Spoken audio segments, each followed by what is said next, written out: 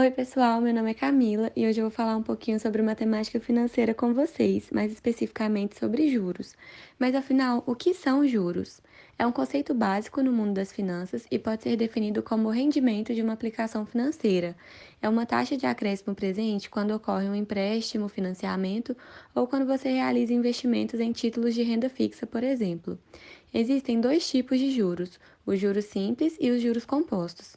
Eu vou começar falando sobre os juros simples, que levam esse nome porque são lineares, ou seja, são aplicados em cima do capital inicial e não sofrem alteração quanto ao avanço das parcelas.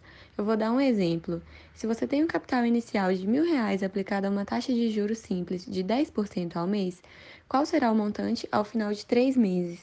E aí na tabela nós podemos observar que os R$ 100 de juros ele não variou, pois os 10% são apenas em cima dos R$ 1.000, que é o capital inicial.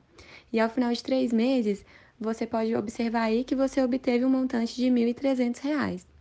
E existe também uma fórmula para calcular juros simples, que é J é igual a C vezes I vezes T, onde o J são os juros simples, o C é o capital inicial, o I é a taxa de juros e o T é o tempo da aplicação. E aí, utilizando a fórmula no exemplo anterior, nós temos que J é igual a 1.000 vezes 0,1 vezes 3. Então, nós temos que J é igual a R$ 300.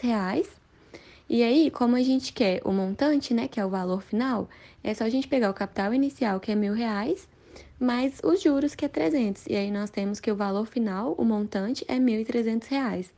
E aí, a gente pode observar que o valor foi o mesmo da tabela, mas de forma bem mais prática utilizando a fórmula, né?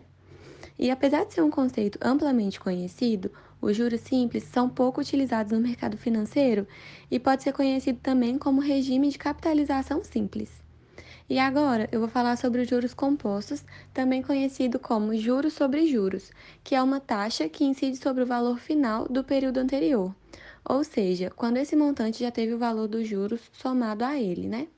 E aí eu vou dar um exemplo bem parecido com o outro, mas agora com juros compostos. Então, imagina que você tem R$ 1.000 aplicados a 10% de juros compostos ao mês. Quanto você terá ao final de 3 meses? E aí, nesse exemplo, nós podemos observar na tabela que o valor dos juros variou de acordo com o montante, né? E aí a gente descobriu também que ao final de 3 meses você teria R$ 1.331 nessa situação. E assim como no juros simples, os juros compostos também tem uma fórmula para calcular, que é M é igual a C vezes 1 mais I elevado a N, onde M é o montante, C é o capital aplicado ou valor inicial, I é a taxa de juros compostos e N é o tempo de aplicação. E agora vamos utilizar a fórmula para resolver o exemplo anterior. Então, nós temos que M é igual a 1.000 vezes 1 mais 0,1 elevado ao cubo. E aí nós temos que o montante é igual a 1.331. E se a gente quiser encontrar somente os juros, é só fazer o cálculo, né? Que os juros é igual ao montante menos o capital inicial. Então, é 1.331 menos 1.000. E aí nós encontramos que os juros nessa aplicação foi de R$ 331.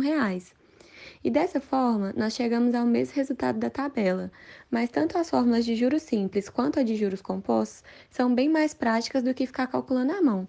Pensa, ter que calcular essa mesma aplicação no período de 100 meses. Uma tabela com 100 linhas é bem complicado, né? Então é bem melhor usar a fórmula. Bom, a maioria dos financiamentos e investimentos usam os juros compostos, pois gera mais lucro, como a gente pode ver.